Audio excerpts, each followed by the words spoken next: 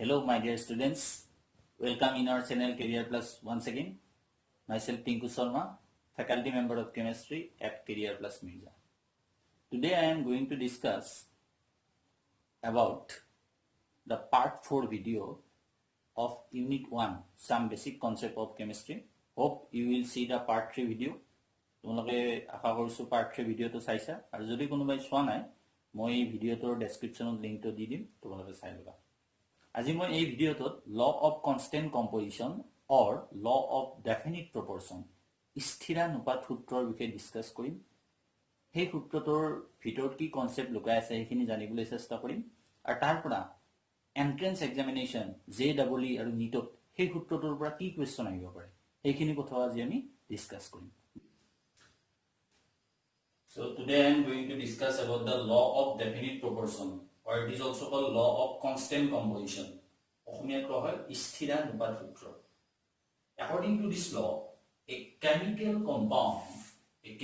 compound is always found to be made up of same element,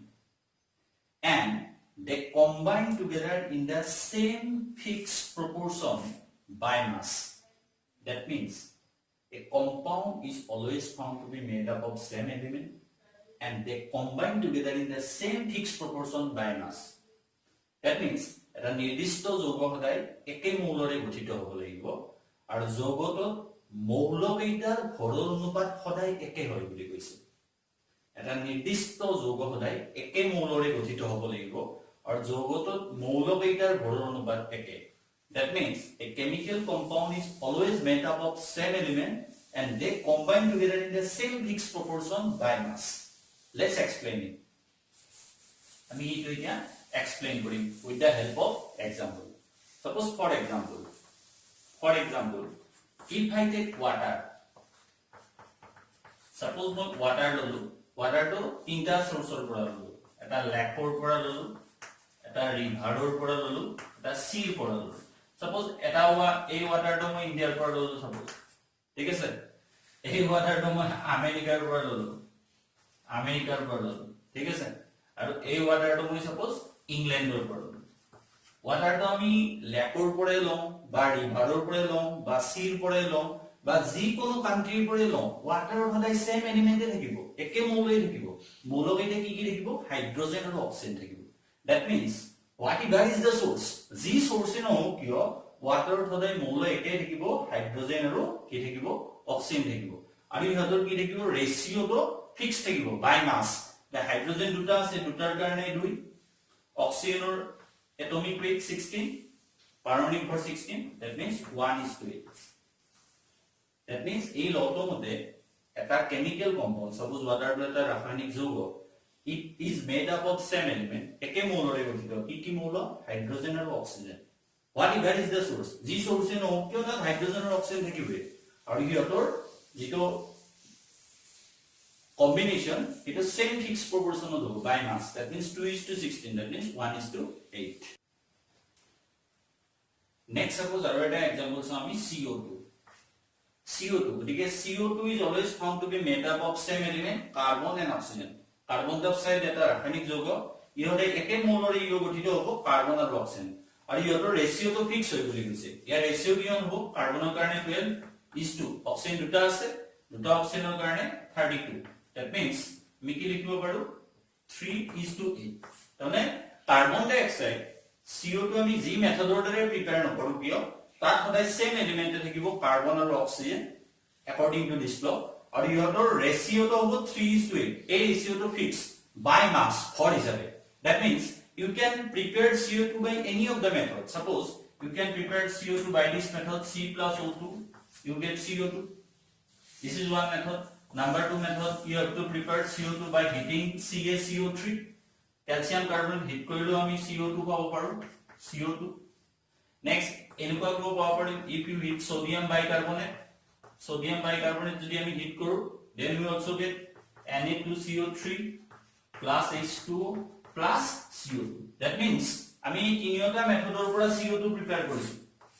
গতিকে আমি যি মেথডৰ দ্বাৰা CO2 প্ৰিপেয়াৰ নকৰো কিয় CO2 ধৰে একে এলিমেন্ট থাকিব কি থাকিব কাৰ্বন আৰু অক্সিজেন আৰু ইহঁতৰ ৰেচিঅটো ফিক্স থাকিব ৰেচিঅটো কি 3:8 বাই মাস ভৰ হিচাপে তে ভৰ হিচাপে ইহঁতৰ ৰেচিঅটো ফিক্স গতিকে আমি ইয়াৰ পৰা কনক্লুড কৰিব পাৰো according to this law a chemical compound এটা ৰাসায়নিক যৌগ সদায় same element একে মৌলৰে গঠিত হ'ব আৰু তাত যোন কেইটা এলিমেন্ট থাকে মৌল থাকে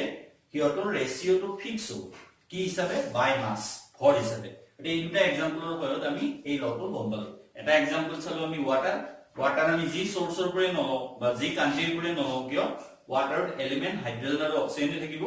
আৰু সিহঁতৰ ৰেচিঅটো কিমান থাকিব 2:16 that means 1:8 by mass ভৰ হিচাপে বা সেকেন্ড এক্সাম্পল টু CO2 তুমি যি সোৰ্সৰ পৰা নলও কিয় বা যি মেথডৰ দ্বাৰা প্ৰিপেয়াৰ নকৰো কিয় তাত এলিমেন্ট হলে কি থাকিব কাৰ্বন আৰু অক্সিজেন থাকিব আৰু ইহঁতৰ ৰেচিঅটো ফিক্স থাকিব কিমান 3:8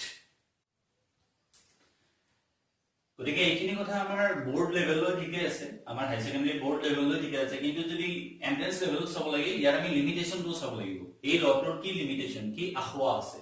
এই লটোৰ লিমিটেশনটো হ'ল যদি কোনো এটা এলিমেন্টে কোনো এটা মৌলই যদি আইসোটোপিক ফর্মত এক্সিস্ট কৰে if N element exist in isotopic form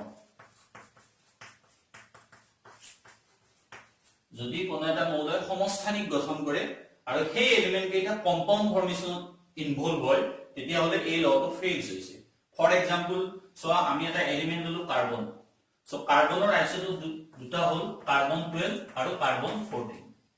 যদি এই এলিমেন্টে যদি কম্পাউন্ড ফর্মেশনত ইনভলভ হয় সাপোজ CO2 ফর্মেশন কার্বনটো ইনভলভ হৈছে এটা হল কার্বন 12 আৰু এটা হল এনেকুৱা